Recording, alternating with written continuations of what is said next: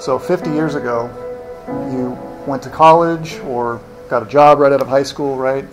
After college, if you went to college, you got a job. Typically stayed with that job your entire career. Got married right after college, had a few kids, settled down, and you were financially independent by the time you were in your early to mid-20s, and you were an adult, and that was it. So it was very clear and very structured, and it was a relatively short transition to adulthood. So my dad, his generation, is an example of that. So he graduated from college when he was 22 or 23, got a job, had 2 jobs his entire career. Switched one time to a different company, and that was it. So that's pretty rare today, but that's what happened 50 years ago. Different story today, right? Fast forward 50 years to today. If you're a typical emerging adult today, and I'll define that in a minute, most emerging adults go to college, so that's more of a given now. Much higher percentage of people in this age range go to college. It now takes about 5 to 8 years on average for emerging adults to finish their higher education. If you're a typical young person now, you will change majors numerous times while you're in college. You'll explore several different careers before you finally land on a career. And along the way, you'll have several McJobs, a term coined by psychologist Jeffrey Arnett, who coined this term in this phase, emerging adulthood. So short-term, service-oriented types of jobs. Because it will take you until late 20s or early 30s to settle into a job or a career, you won't be financially independent until then, which means there's a 50% chance that you will move back in with your parents and become one of the boomerang children. And when you're living with your parents and you haven't settled into a job or career and you're not really financially independent and you can barely afford your car payment, it makes it a little difficult to get married, right? So you probably won't get married until your late 20s or even early 30s. So this is one of the big shifts in our culture that has caused this stage to come about. The average age of marriage has increased from about 21 or 22 50 years ago to about 27 now. So you won't get married until late 20s, early 30s. So we've come to a time now where most young adults don't feel like a full-fledged adult, and in some ways don't function completely as a full-fledged adult until they're in their late 20s or early 30s. And so that means there's a winding road to get there, from basically the end of high school until this full-fledged adulthood, when people are financially independent and kind of settled into a job and maybe starting a family.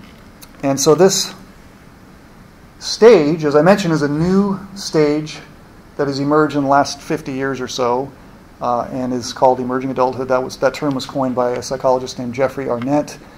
So he first wrote about this in an article in the American Psychologist back in the mid-90s. He later wrote a book, if you're interested, just called Emerging Adulthood, describing this stage. And so it roughly lasts from about 18 to 29.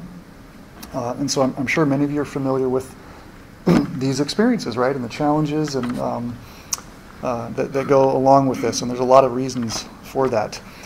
So in Arnett's research, what he did is interviewed several hundred, I think 200 or 300 young people to try to figure out what were the characteristics of this stage. And so he identified 5 characteristics of emerging adulthood. The first one is identity exploration. So it's a time when young people are exploring their identities, particularly in love and work, romantic relationships, relationships in general, exploring what kind of people they want to be in relationship with, who they want to be in a lifelong partnership with, and also in work, exploring vocation, what kinds of work would be a good fit for me, those kinds of things. So a lot of exploration. And it lasts quite a bit longer now than it used to 50 years ago. Secondly, it's an age of instability. Lots of instability in a lot of different ways. Living situations, for one. In college, students might live in the dorm for a while, then they might move out. After college, they might, before getting married, live with roommates, which tends to be a pretty unstable situation, so lots of moving around. And even in terms of what they're doing, they might, finish college, get a job, decide to go to grad school, do that for a little while, but they're not sure if that's the field they want to go into, so they, drop out of that program, start working again. Just lots of instability and shifts like that. Very, very normal and characteristic of this stage. Thirdly, self-focus. It's a stage where there's a lot of focus on the self. And Arnett talks about this and says, this isn't necessarily a bad thing. It's a normal part of this developmental stage. Now, it can become negative if young adults don't grow out of this, and it continues. But it's a stage where it goes along with identity exploration, where young people are figuring out who they are. And so there's kind of a focus on self. And part of that is they're no longer with their parents, so their lives aren't as highly structured by their parents, but they're not quite to the stage where they're married and have a family and a career, which also provides a lot of structure and demands on you and responsibility. So they get up, and aside from maybe going to class and work for a little bit, they have a lot of choices about how they want to spend their day. Where do I want to eat? Who do I want to hang out with today? Those kinds of things. As some of you know, as you get older, those choices diminish based on choices you made earlier in your life. So when I get up in the morning, my day is pretty structured based on my family and responsibilities and my job. So it's a different experience. Fourthly, feeling in between. So, and by the way, these are all things that these young people describe about their own experience. So these are not things that Arnett sort of imposed on them. So emerging adults describe feeling in between. In other words, they feel kind of like an adult, but kind of like a kid in some ways. And so because they're in this gradual, very long gradual transition of becoming adults. So they're partially independent, but they're not usually fully financially independent, for example. But they have a lot more independence than when they're in high school. So they feel just kind of in between, and it can be confusing at times. Lastly, endless possibilities. It's a stage, and that's part of the wonderful thing about this stage, where young adults, emerging adults, feel like there are all kinds of possibilities, and in a lot of ways there are. That there's lots of opportunities on the horizon. They can still make choices to change careers, to move to different locations, and things like that. And as you know, as you get older, it's not that you can't do that, but it becomes more difficult, right, to make major changes like that. One interesting thing that Arnett points out is that, again, this is a normal part of development, but one of the things he saw in some of the students and emerging adults they interviewed is that sometimes the possibilities that these students were considering didn't line up too much with reality in terms of their experiences or plans or that kind of thing. So I remember one interview he talked about a young man who was in college, and his goal was to play professional baseball. And so Arnett starts to probe a little more in the interview and ask about his experience. Did you play baseball in high school? No. Okay, that's interesting. So you're not playing college, didn't even play baseball in high school. So how do you plan to get to this goal of playing professional baseball? And this young man didn't really have a plan. But, it was a serious intention. So that's not across the board, but that is a somewhat common experience during the stage. So those are the 5 characteristics of emerging adulthood. Along with this come a new set of questions that weren't asked as much 50 years ago about faith and spirituality. So emerging adults now ask questions like, who am I? Right? Identity. What kind of work should I be doing? What kind of work am I called to do? Right? 50 years ago, you did what your parents did. You did what was, available. What was the path of least resistance in some ways. And sometimes there are questions about, do I really believe in this God that I learned about in my church growing up, or that my parents told me about? Because now they have to choose, right? They leave their parents' home, and whether they're in college or living on their own, they don't have to go to church with their parents every week if their parents did go to church. So they have to decide and choose. So there's a lot of wrestling with these types of questions. Do I believe in this God?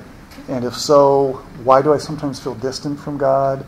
Why do I sometimes struggle to discern and understand God's direction for my life? Those kinds of questions become very prominent.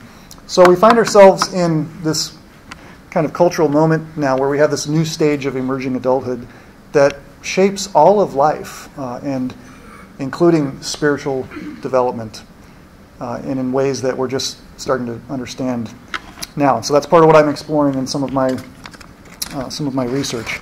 But I think it's a very important stage for spiritual development and faith development in all areas, because, as you know, choices are made during this stage that will set the course for a lifetime. And sometimes that's a career, sometimes that's a relationship that, for good or ill, will lay down the pathway. Sometimes will have consequences for the person's entire life. So that's a background on emerging adulthood and the importance of it for spiritual development. So a quick overview of what I want to cover in our time remaining, and then hopefully we'll have some time for interaction. I want to touch briefly on just a big picture of religion and spirituality among this age group, emerging adults in the United States, based on a nationally representative survey, which was a very large study done by a sociologist named Christian Smith. If you're interested in this work, you can look him up. He's at the University of Notre Dame. He's got several books on this. One is called Souls in Transition, that's on this age group. And then these last 2 points are my research team, so 2 dissertations from 2 students. This first one, we're going to look at 6 general themes of Christian spirituality of emerging adults, particularly college students. And so that's the dissertation of my student, Brendan Jones. And the last one there is another study by my student, Kendra Bailey, looking at themes that differentiate spiritual exemplar students from non-exemplar students. So both very interesting pictures of kind of a more in-depth picture of the spirituality, Christian spirituality in particular. Because this really hasn't been done. All we know is from Christian Smith's study, and there's a few others out there, just some general information about the religiosity of emerging adults in the U.S. And so here's a picture. So we'll take a little bit of a look at religion, spirituality, and emerging adulthood. Religious affiliations in the U.S. So this is, again, Christian Smith's work. It's, one thing I want to note is that, you see a lot of surveys and statistics like this, and the quality, how meaningful these numbers are depends a lot on how representative the sample is. So you'll see a lot of numbers like this thrown out maybe in a book or something like that, where it's not a representative study. It's, some group threw out an email list, got back, a couple thousand responses, and they really have no idea where these people come from, and it's not representative. That's why this is so valuable. This was the largest study of teenage and emerging adult religion ever done that I know of by Christian Smith and his group. So it's a very nationally representative sample. They had a survey company, do phone calls across the country, and then they actually interviewed about 300 students, people in this age range all over the country. So as you can see here, just quick breakdown, about 46%, so almost half, report being Protestant, about 20% or 1/5 report being Catholic, about 10% or 1 in 10 say they're some other religion, and then about a quarter of people across the U.S., emerging adults, say they're not religious at all. Now, Smith went beyond this, so that's just religious affiliation, and he identified 6 religious types. I've got the first 4 here that are the most common, and I'll mention the other 2. But so this was based on some of his survey data, but also these interviews where they really tried to discern how emerging adults approach their faith. And so there turns out these 6 types, and 4 of them being the most common. So the first is what he called the traditionalist. And so this is the emerging adult who holds to, considers themselves to hold to a particular religion, such as Christianity, and to adhere to all the core tenets of that religion based on, the authoritative scripture teachings, that kind of thing. So you can see in the U.S. sample, about 15% of people would say, yeah, I'm a traditional, or at least the way they talk about their religion. They would say they're committed to a particular faith, they're committed to the core tenets of that faith. They're not just picking and choosing the beliefs, which is the next group that he termed selective adherence. So 30%, 3 out of 10 emerging adults in the U.S., again, we're not talking Christian, just all over the U.S., 3 out of 10 emerging adults would say, yeah, I belong to a particular religious faith, such as Christianity. Maybe it's a different variant, Catholicism, could be another faith. But I don't hold to all the core tenets of that faith. I select the ones that I think are relevant to me and important, and some things that feel a little bit old or outdated for our culture, I kind of let those go. I don't believe those. So 30%. Another 15% describe themselves as spiritually open, so they're not committed to any particular faith or religious tradition, but they're open to spiritual things, spirituality in general. So they would engage in conversation with you about it and be interested. They're not particularly pursuing it, but they're open. And then another quarter are what he called indifferent. So as it states, they pretty much could just don't really care much about religion one way or the other. They're not against it. They think it's fine for other people who want to be religious or hold to a certain religion, but it's not for me. So about 1 in 4 emerging adults. The last two that I don't have on there, very small percentage, but what he called religiously disconnected. So that's only 5%. And so those are people who have virtually had no exposure to religion. So pretty rare, as you might imagine, only 5%. In other words, they probably have never been to church. Their parents didn't go to church. They don't know people who go to church or are religious. There's no family, friends, that kind of thing. They're religious, so they really just don't know much about religion. So a very small percentage. And the last is what he called irreligious, which is 10% of the population in emerging adulthood, which interestingly increased from about 5% of this same group when they were in the 13 to 18 age group. So he started tracking this group when they were 13 to 18, and he tracked them all the way until they were in the 13 to 18, and they tracked until they were 18 to 23, and that's his second book. And the percentage of irreligious doubled basically from 5 to 10%.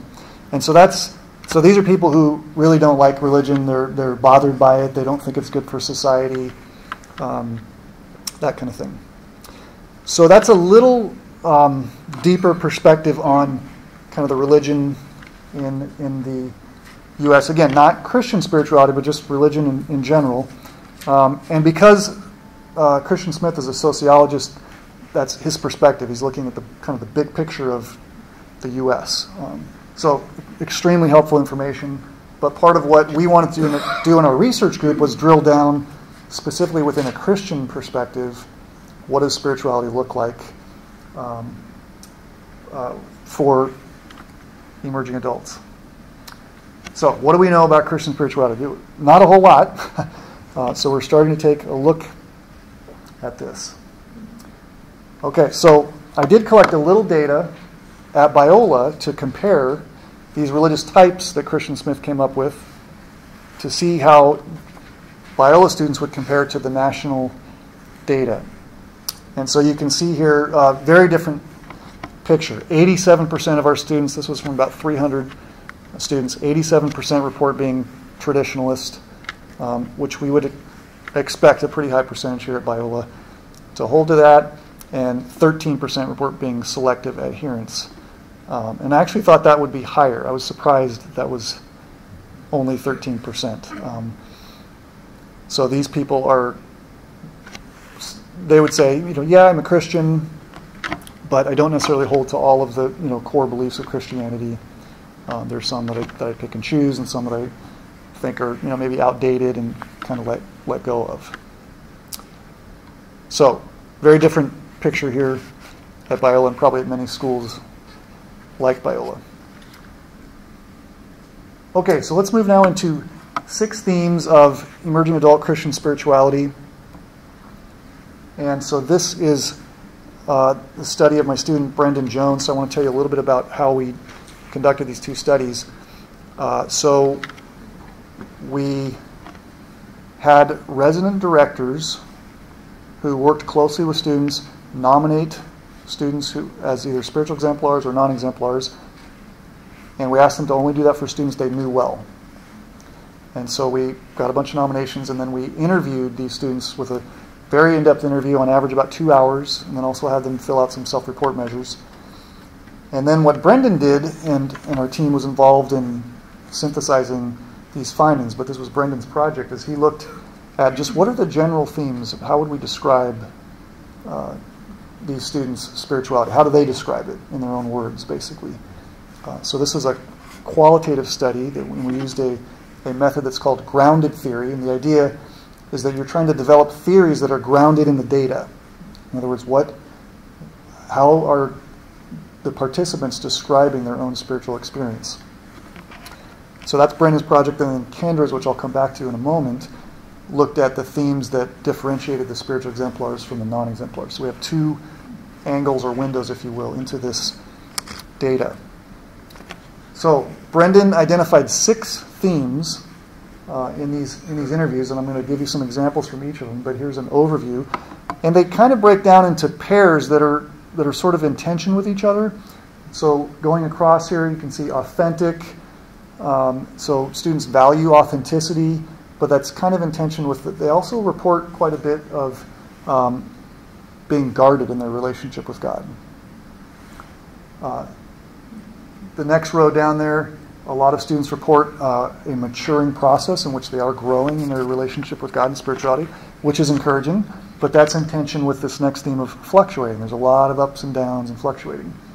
And then the next row there, they report, many of them, a corrective experience in their relationship with God that has brought healing or correction in some ways to some difficult or negative or painful experiences, maybe in their church, maybe with their family.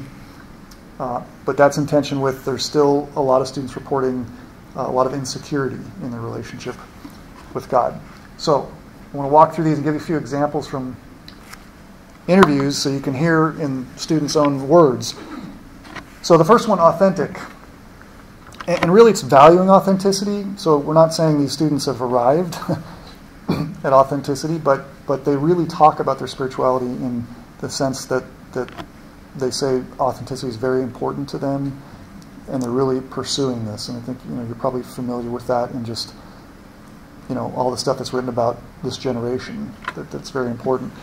So here's one participant, Peter, who described this. He says, "I feel like I can totally go to God with anything. That's one thing the conference," and he's referring to a conference here at Biola, "really helped him with a lot. One of the speakers was talking about how to read those psalms that seem kind of angry. It was really cool because he was talking about how those psalms demonstrate how we should take those emotions to God. We can't stop having those emotions. We're going to be angry at people. We're going to be stressed. We're going to be unhappy with things. The problem comes not when we take those things to God, but when we don't. When we just keep them inside and we try to do whatever we can with them on our own.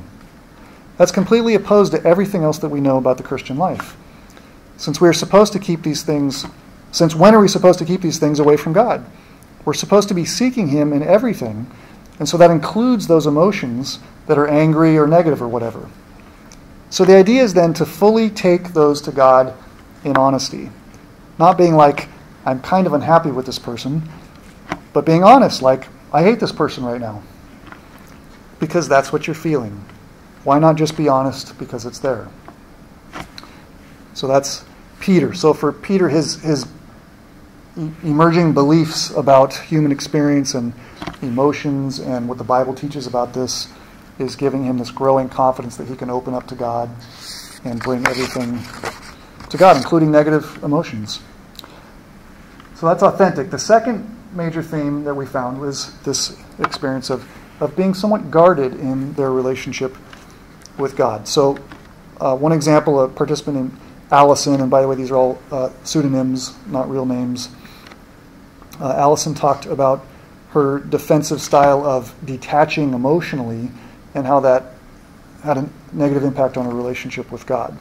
She described her self-protective wall as guarding against authentic experiences with God. So here's how she put it. I never felt anything spiritual, so I was kind of like, okay, why am I not feeling anything? But I think it was kind of, now that I look back, I think it was because I built up that wall.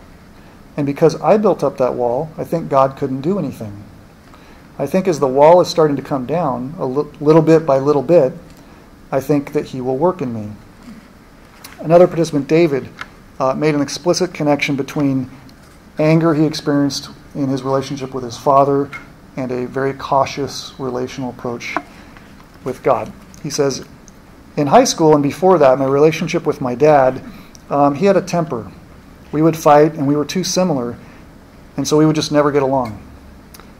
With God, I feel like I have to wait and make sure I'm doing everything perfectly right. I think to myself, I don't want to pray right now because I'm not really in a place where I can come and fully be there. I have to tiptoe around. It's really related to how my dad is and how our relationship is. I've seen that over and over with myself and other people. Another participant, Rachel, described struggling at times with feeling God's forgiveness. And she explained that in her view, her guardedness against negative emotions caused an inability to feel positive emotions with God. Here's how she put it. I mean, obviously I'm forgiven, and he wants to be forgiven, referring to God. But I think there are a lot of walls and barriers that I've created because of disappointment, where I don't think I deserve the forgiveness, and so I'm not willing to receive it from him. Even as I was driving over here today, I was thinking, I know I'm forgiven. He wants me to feel that, but I'm not allowing myself to feel that yet because I'm so disappointed with certain things that happened. Because of my experiences, a lot of the ways I learned to cope was by turning off my emotional capacity. Sometimes it was so painful to feel that it was easier to not feel at all. Something God is trying to heal in me is teaching me how to feel again.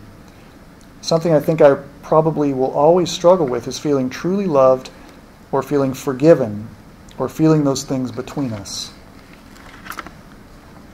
So that is the guarded theme, and so we saw that in a lot of our participants. The next theme was maturing. So there was a sense, and you can see how this also reflects this overall instability that Arnett talked about, right? There's these tensions with these being guarded, but there was an overall sense of growing and maturing in a way as well. So one participant, Allison, talked about how her motivation for reading the Bible had changed from being kind of guilt-based to doing it in order to grow and desiring growth. She says, until this year, I read the Bible just because I felt guilty I wasn't reading the Bible. That's really why I was reading the Bible. Now I'm going to try to do it so I can grow.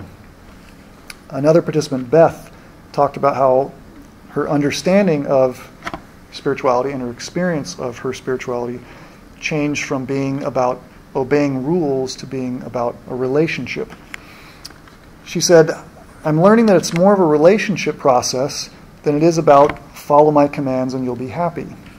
For me, it's not about all his rules that he set out and following every single one to the maximum. It's about knowing that he's there and that you can talk to him and that he forgives you and being really close. So that's maturing. Next theme, fluctuating. We saw in many students a lot of ups and downs in their experience of God and closeness to God on oftentimes a weekly basis, sometimes even a daily basis. And so one participant, Beth, for example, described her experience of God's presence as alternating between close and distant, and she described it as being like a slinky, which is an interesting analogy. She says, I feel like experiencing God's presence is like a slinky. It goes back and forth, and I feel like that's on me. Another participant, Mary talked about spiritual emotions sometimes being present and sometimes being totally absent, particularly with the feeling of love. She said, there will be times when I'll think, okay, I know God loves me, I just don't question it. And then there are other times when I'm like, I wish I could feel your love. Why can't I feel your love? So fluctuating. The next theme that we saw in a lot of participants was this correcting thing. So emotional experiences with God and spirituality and spiritual community that was healing and correcting of some negative, painful experiences. So one participant, Mary, talked about a family upbringing that was pretty dysfunctional, a lot of problems, lacked basic communication and emotional connection. She talked about suffering from mental illness growing up related to a body image disorder and an eating disorder, which led to depression and some suicidal ideation. Despite all this suffering and her need for help, she talked about the fact that she didn't tell anybody what she was going through. She explained that her childhood taught her to be extremely self-reliant and independent and deal with problems on her own. Here's how she put it. The suicidal ideation was something I felt no one ever needed to know. I felt like I had dealt with it, like I had to deal with it, which is what I do with everything. I just work through it and then, okay, that's good, moving on, what's next? That type of thing. And I've always been extremely independent. I think the way I was raised, I was forced to be independent. There was no option of dependency, so it was like you're on your own. My parents took care of me provisional-wise, shelter, but I would not consider myself emotionally taken care of when I was little. My grandma was the one I was around the most, and she was always drunk. And their generation is just different. Even to this day, my mom is like, why does your generation want to talk about everything? So supposedly, you're supposed to deal with it on your own. So she continued in her story with some insights that she gained from going through counseling. And she talks about how this changed her spiritual experiences and relationship with God. She said, I've been going through counseling, and as I've been going through this counseling, I've kind of realized when I was little and I had a bad attitude or said something bad, or I did something that was bad, or I felt an emotion that wasn't acceptable or accepted, I was sent to my room until I could deal with that emotion and come back with an emotion that was acceptable. And this next sentence, I think, is profoundly insightful for a college student. She says, my mind has been trained to step back from people, disconnect, until you can come back with an acceptable emotion. Because that person isn't going to love you, doesn't want to be around you, unless you're in this type of acceptable mood. That is a poignant and painful statement about how attachment works.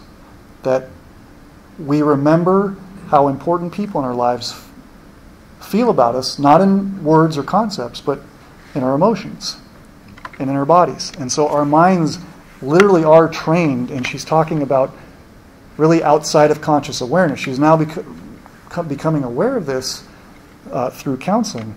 But this is a subconscious process where our minds are trained to shove certain emotions that are not acceptable to our attachment figures, the people we rely on, because the relationship is the most important thing when you're a child and you rely on a parent. So you protect the relationship at the expense of yourself and your own emotions.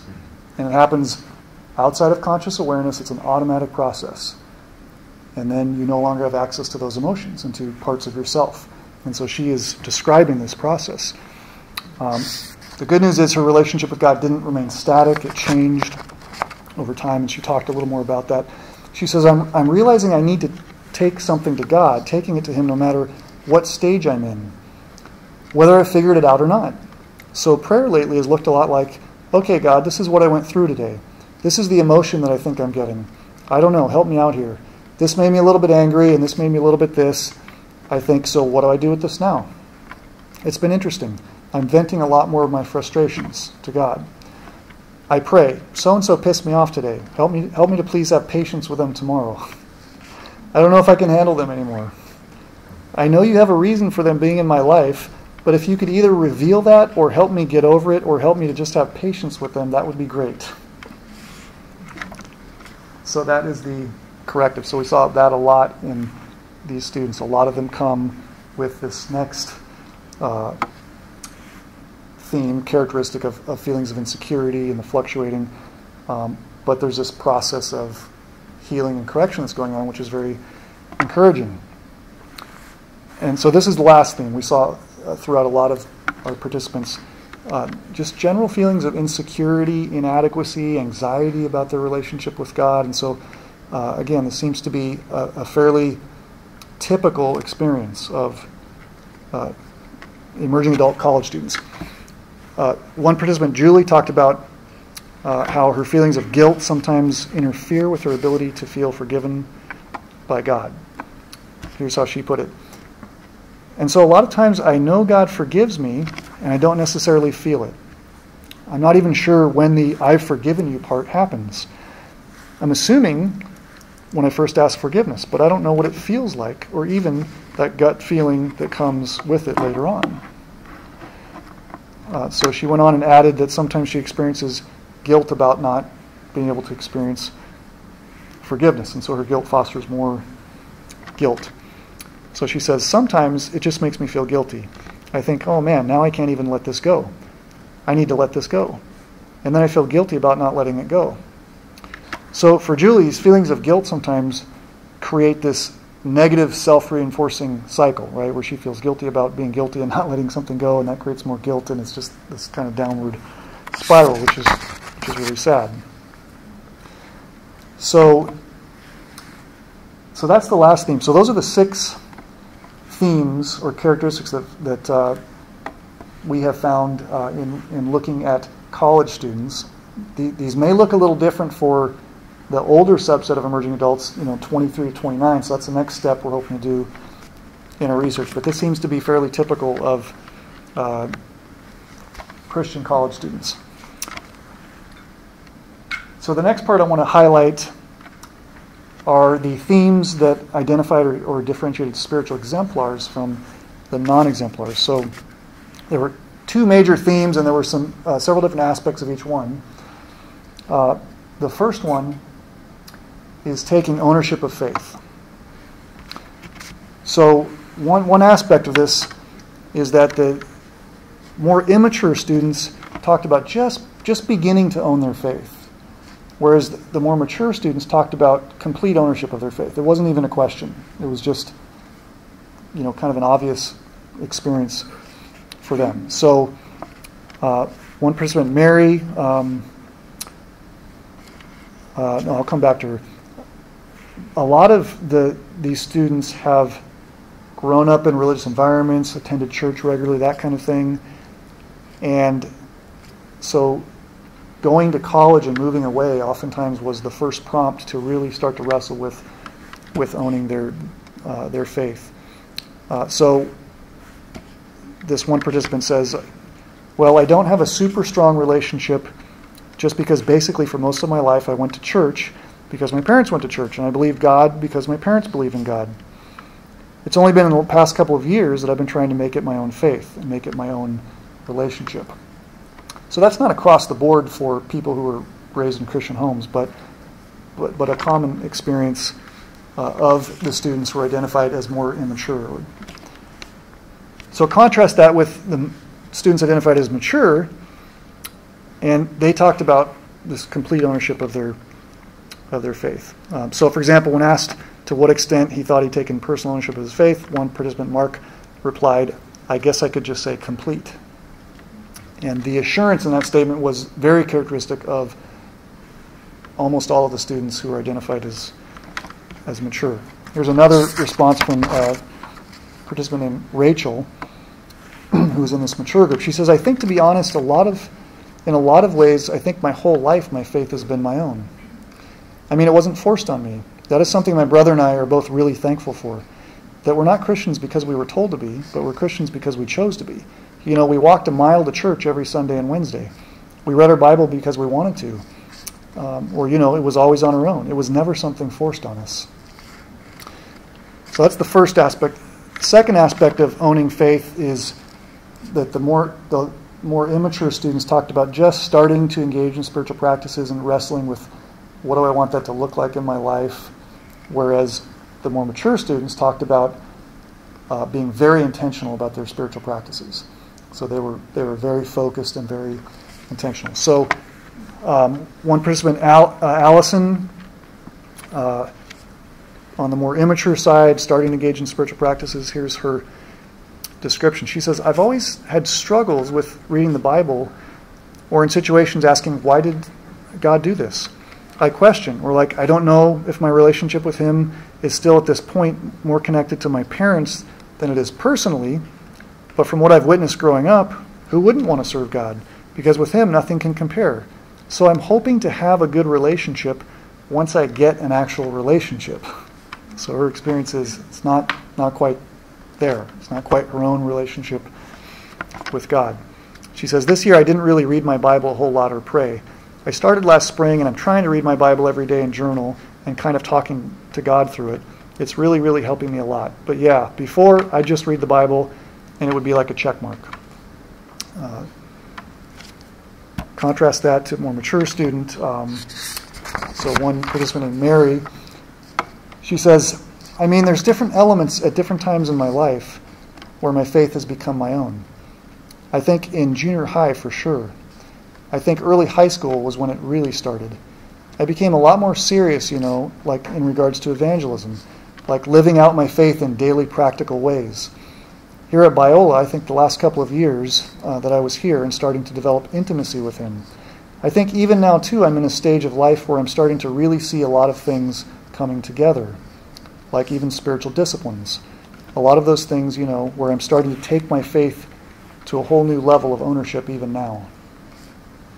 So Mary's able to look back and see how she became very serious about her faith even in junior high, and then some things really crystallized in high school. And that was one thing we found in a lot of participants. There were sometimes struggles or difficulties in high school that caused them to kind of get to a decision point and become serious about their faith. A third aspect of this owning faith is that more immature students talked about struggling with feeling loved by God, whereas the more mature students talked about, it's not that they didn't struggle, but they talked about choosing to follow God in times of turmoil. So it was a very different description. So here's one on the more immature side, a participant named Allison. She says, yeah, I'm starting to own my faith. Obviously, God has blessed me. I'm grateful and thankful to him for that. He's a great God. I have, because of my issues with friends and family and stuff, felt not loved. Just this last year, I didn't really realize it would kind of be like, oh yeah, God still loves the world. You know the verse, John 3:16. But I never really personally felt like God loved me as an individual. And just through this last year and through the church I've been attending down here, I've kind of been waking up to the fact of how I've kind of built a wall and how I'm blocking God out because of how I was hurt as a kid. So contrast that with participant Mary on the more mature side, who talked about, again, choosing to follow God during crises or times of turmoil. So Mary reported some pretty significant struggles with her self-image, which she attributed to her mother placing a strong emphasis on dieting and exercise. So she described herself as being a perfectionist and strove to be, quote, the good student, the good athlete, the good daughter, etc. And so this led to some depression and some pretty painful experiences. She says, once I realized I'd almost committed suicide, I was like, what am I doing? At that point in time, I could give you every spiritual answer that you would want. As in, what do you think about this? I could give you arguments for everything because I was very intellectual rather than emotional. Very rational. And so I could rationalize through anything. I could explain anything spiritually because that's what I had studied in private school. But this became the time when it was kind of like, okay, I can't rely on my parents. I think I kind of just decided that they weren't reliable. I started looking at their spiritual lives and noticed that their spiritual lives sucked. I'd never seen them open their Bible. I'd never seen them answer someone like, oh, I'll be praying for you, or encouraging someone. So Mary realized that, her intellectual answers that she had learned weren't really transforming her faith, and that she wanted a faith that was different than what she was seeing with her parents, who often hopped from church to church. And so that's part of what she talked about in her story, was that she really wanted more consistency in her church community